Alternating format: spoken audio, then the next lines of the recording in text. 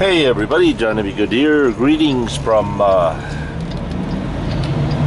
Bridgeton, Missouri. Temperature outside is 94 degrees. Maybe that's not that accurate. We've been sitting for a couple hours. Alright, local time is 11:37. Today it is Friday, September 18, 2015. We are finally empty. It cost $174 of the lumper fee, which the company pays for. I don't pay for it. Now we are on our way to Blue Beacon, have a truck washout, and then pick up our load. Hi there. Close the door. Okay.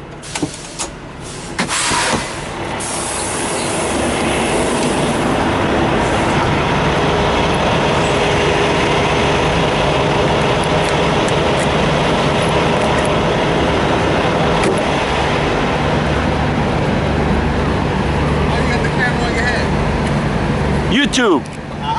For YouTube. What?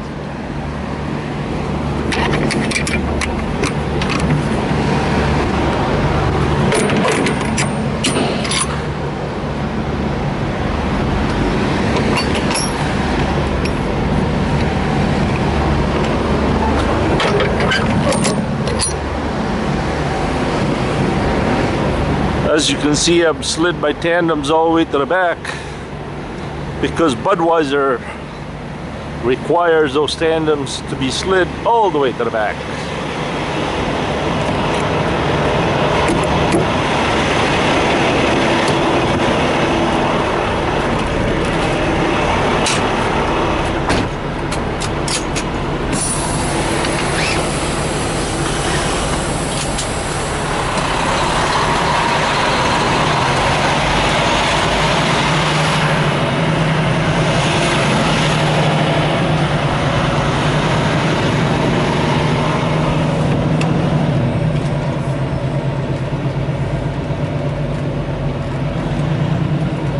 I suppose we better log in, right?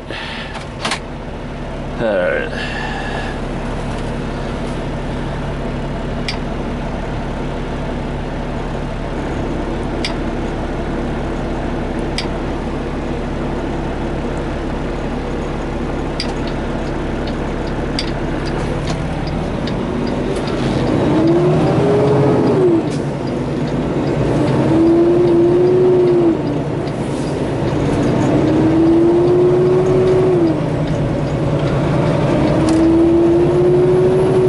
Okay, it turns out that our delivery is for tomorrow between 7 a.m. and 1300. That's a much better deal than waiting at the receiver for until Monday.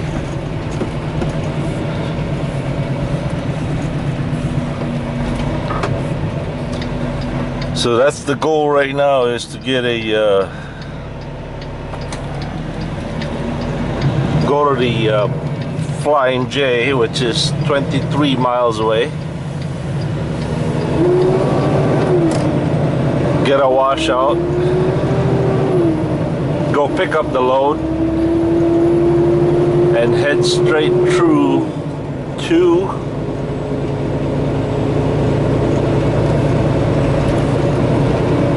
Sun Prairie, Wisconsin, and be there first thing in the morning. Actually, I'll be sleeping there at their facility. Oh, we should be on the right lane. Let's just stay on this lane in case somebody wants to make a right.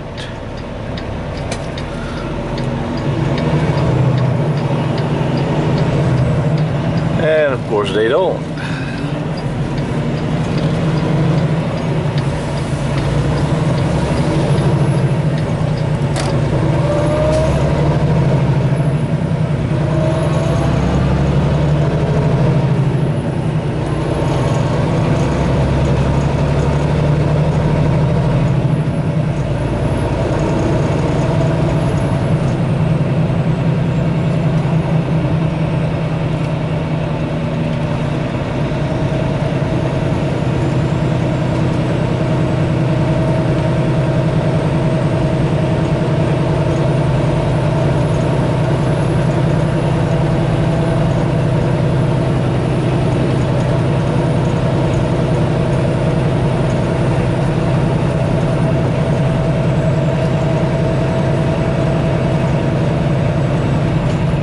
there's that gas station I was telling you guys about last night, and yeah, it looks like it's still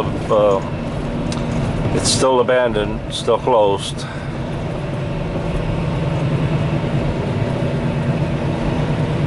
Now this is the way I usually go through, not the other way around from last night.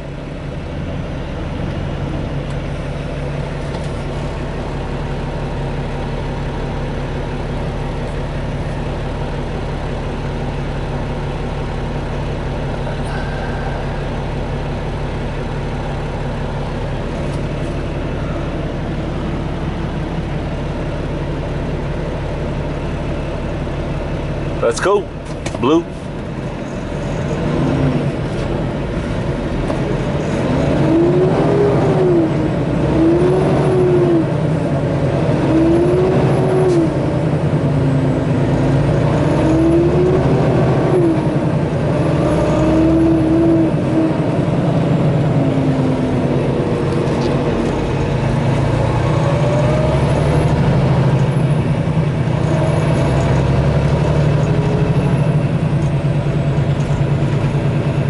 Very far away to get a Blue Beacon truck wash or washout.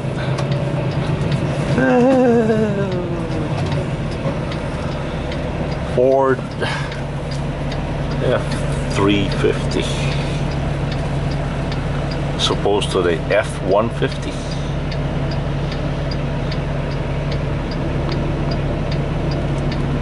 All right, I asked Sergio the other day. What was it, Tuesday? He said his personal vehicle is a Ford. His company issue is a Chevy. So I asked him what the truth was about a Chevy and a Ford. This is what he said. The Chevy gives him great fuel mileage, but there's no power. However, the Ford sucks on the fuel mileage, but it's great on the power. Well, the more power you want, the more it's gonna suck fuel.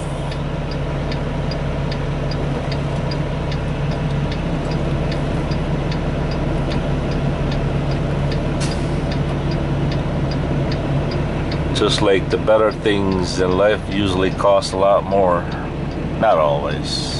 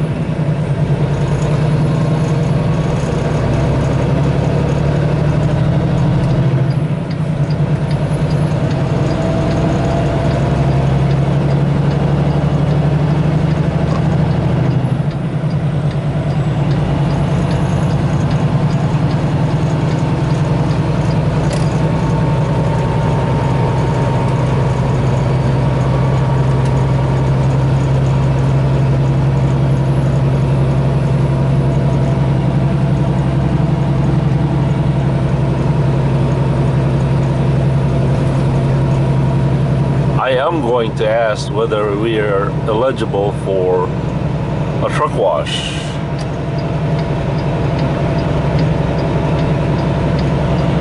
Give Blue a bath.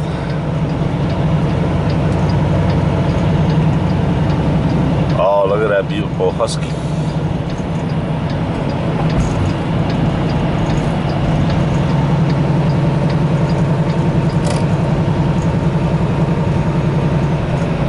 "20 miles to our exit."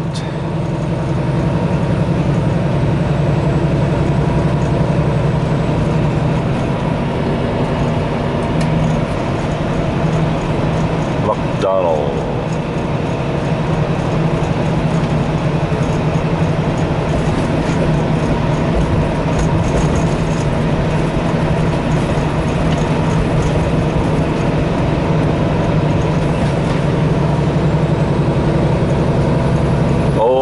MacDonald had a farm.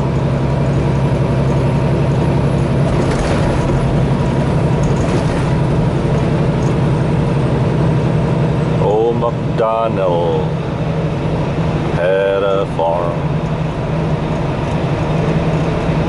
Old MacDonald had a farm.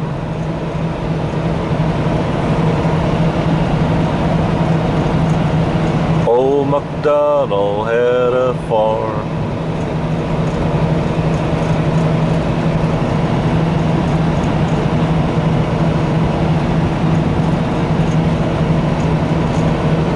Old MacDonald had a farm.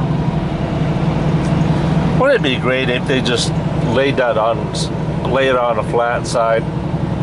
It'd be a lot safer, wouldn't it? Just put a couple of blocks on the bottom, that way they could pick it up. I wonder why they stand it up like that. Looks like rubber mats, or maybe some kind of a conveyor like type material. Sheesh, we're losing lanes here like crazy.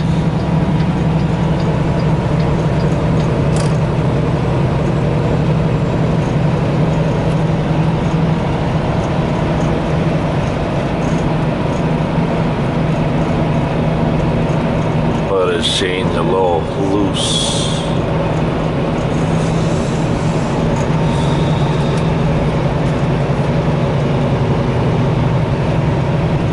Old MacDonald had a farm. Old MacDonald had a farm. Old MacDonald, old MacDonald. Old MacDonald.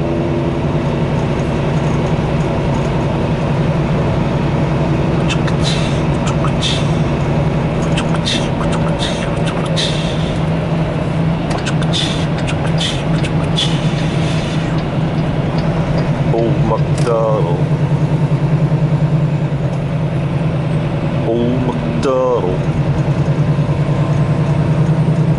Yeah, yeah.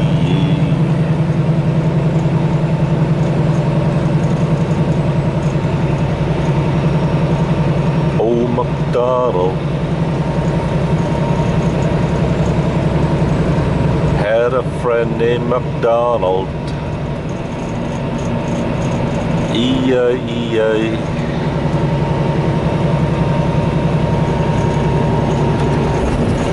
Oh, MacDonald, MacDonald, MacDonald.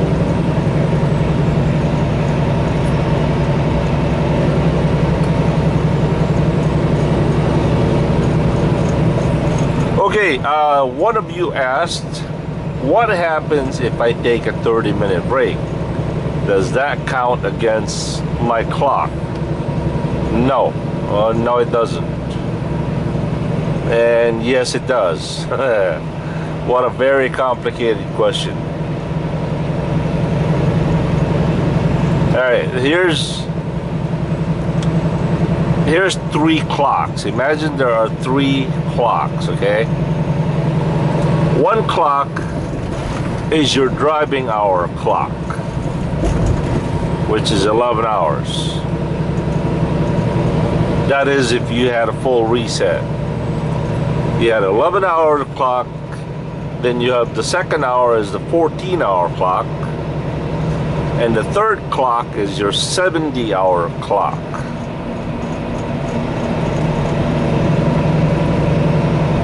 Alright, put those pictures in your mind somewhere.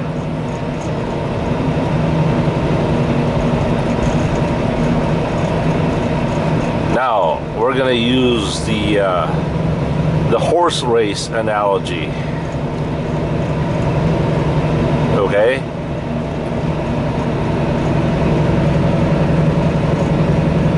How do I do that? Alright, here we go.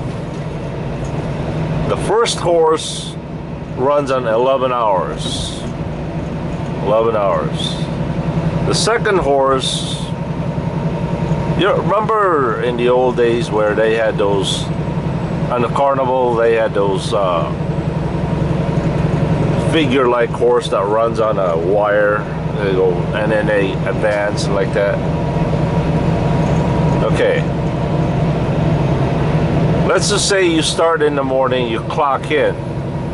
You haven't driven yet. You did your pre-trip. So your first horse is over here. Okay, your first horse is about right here. Your second horse is right about here. All right. In the morning when you clock in,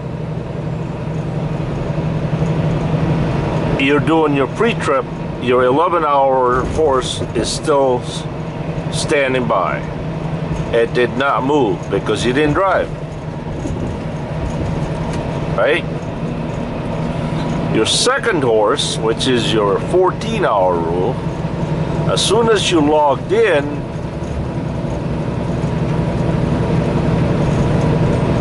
that horse starts to move and it can never stop.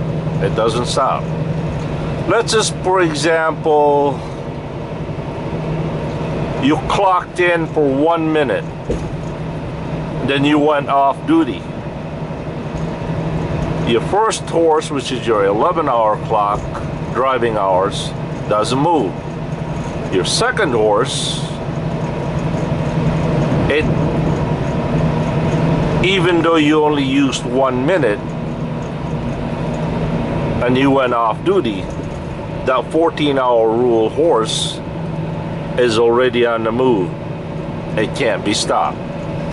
Even though even though you went off duty or sleeper berth, that's the 14-hour. Once you punch in, it's like a time clock, or yeah, it's like a time clock. It's or like an hourglass. Once you put it in, no matter how much you try to shake it, it's gonna continue sending sand to the other side. Okay? Now,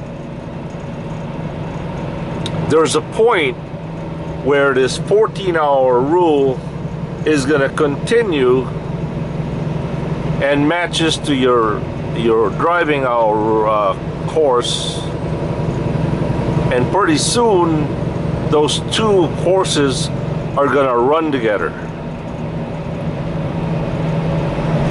So what does that mean is the more breaks that you take, the less the driving hours you're going to be able to do.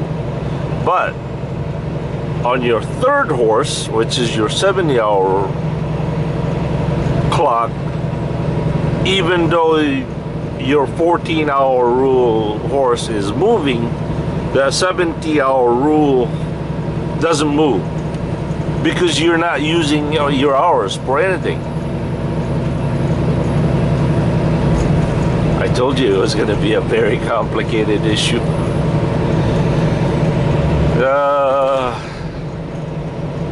All right, so let's use this again for let's review this. You have your first horse, second horse, and your third horse. Anytime you're driving, whether you're driving, whether you're on duty not driving, such as fuel, unloading, pre-trips, scales, your third horse is gonna move from 70 to 0. Okay, it's gonna count against your clock. But as long as you're off duty, your 70-hour horse is gonna stay put.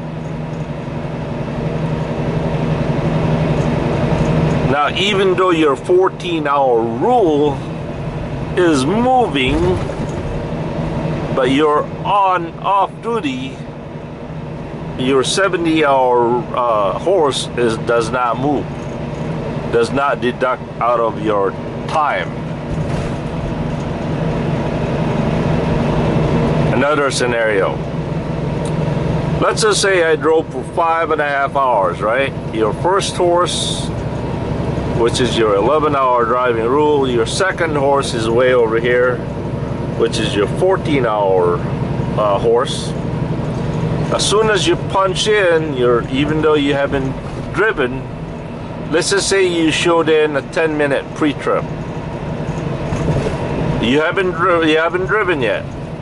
Once you punch in, you showed in a 10-minute. Your 14-hour rule is now down to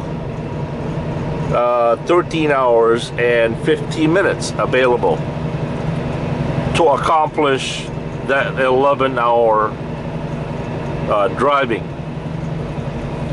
All right, so now from on duty, which is 10 minutes, you start driving for 5 hours. So now you have 13 hours and 15 minutes minus 5 hours, whatever that outcome is. That's what you have for available to accomplish your 6 hours left of driving. Now, let's just say you drove for 5 hours, you took a 30-minute break. Since that is exactly what our topic is. Drive 5 hours. Remember, the two horses are running together like this. You drove for 5 hours, you took a 30-minute break. Your first horse comes to a dead stop for 30 minutes. Your second horse, which is your 14-hour rule, comes to the 5.5 or whatever the outcome is. Welcome to Illinois.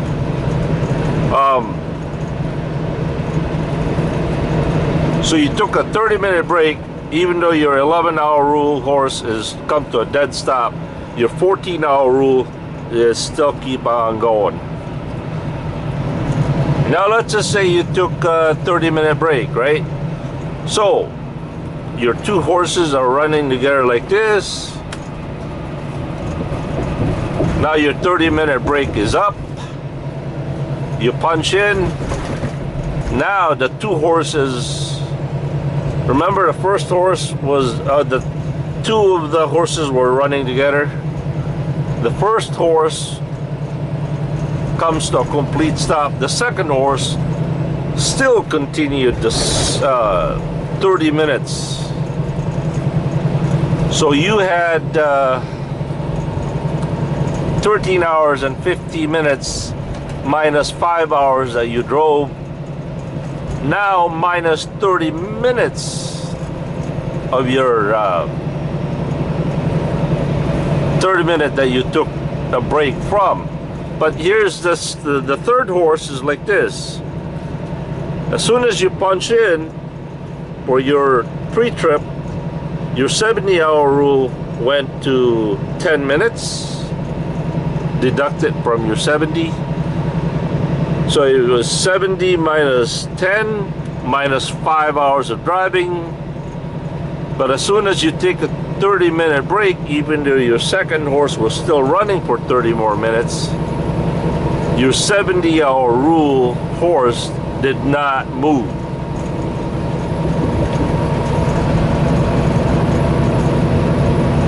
Now I know why I didn't become a teacher. I can't explain this worth anything I could even understand.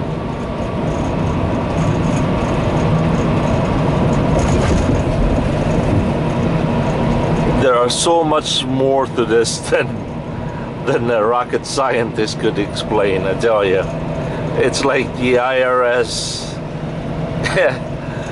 You need an accountant to understand it. Alright, here's another scenario. You took a 10-minute pre-trip. So your 14-hour rules No, okay. Here's another scenario, okay? Here's what you did. You're totally had a reset. Your 70, your third horse is full. You have full 70 hours of driving available to you for, you know, for the next 7 days. Here's what happens. As soon as you punch in, you did your 10-minute break. Your first horse did not move.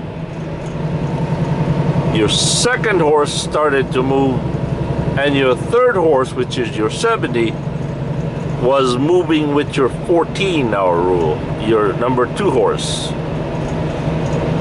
Because your 14-hour rule, you are on duty, not driving. So that means your number 2 and number 3 horse were moving together for 10 minutes. Now, as soon as your 10-minute break was done, you went on duty driving. So all your 3 horses were running together simultaneously. They moved for 5 hours of driving. Now here's what happens.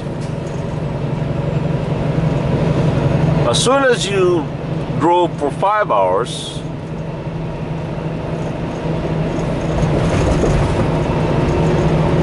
for some reason DOT required you to go on duty, not driving, for 5 hours. Okay? So what happens is your first horse came to a dead stop at the 5th hour.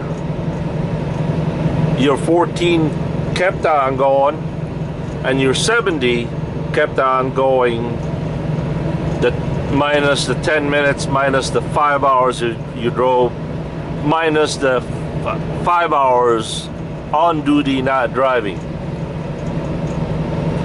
So those are deducted from your 70-hour rule. That means you have less available hours to drive in the following days, or less than a week. Here's another scenario. You did your pre-trip for 10 minutes, and then you drove for 1 hour, and there was a traffic jam, and you sat there for 8 hours. How much driving hours do you have left? Remember, it cost you 10 minutes of pre-trip, it cost you 1 hour to drive, but you sat at a freeway for 8 hours off duty. Here's what happens. Your driving hours has come to a complete stop. Your second horse kept on going, but your 70-hour horse came to a dead stop too. It didn't cost you anything. The only thing that cost you is now you don't have the 10 hours available to drive, right? Because you sat for 8 hours, not to mention you drove for 1 hour, not to mention you did your 10 minutes. So here's what you do. 14 hours minus 0.10. We're gonna make that 0.25 because that was a calculator, can't do it.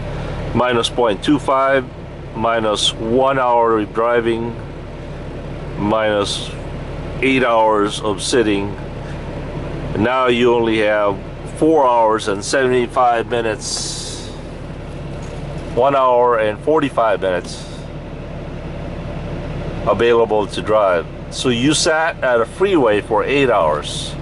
The most aggravating thing about that is if you sat at a freeway for 8 hours, guess what? For 2 more hours, you get to sit on the freeway. Then, oh man, this is not happening. Look at the line.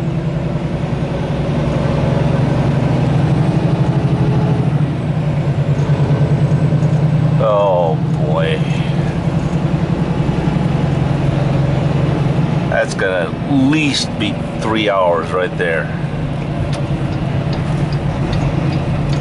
There ain't no way.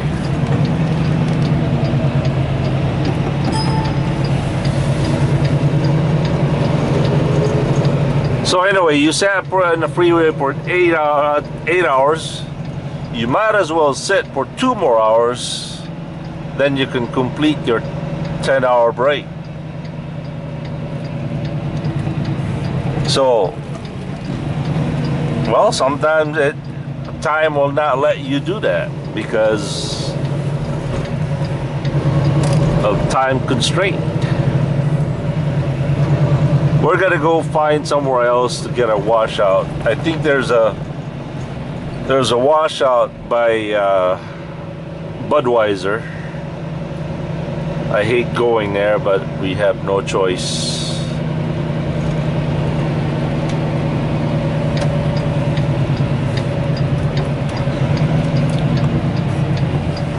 Guess we better figure out what the best way is to history.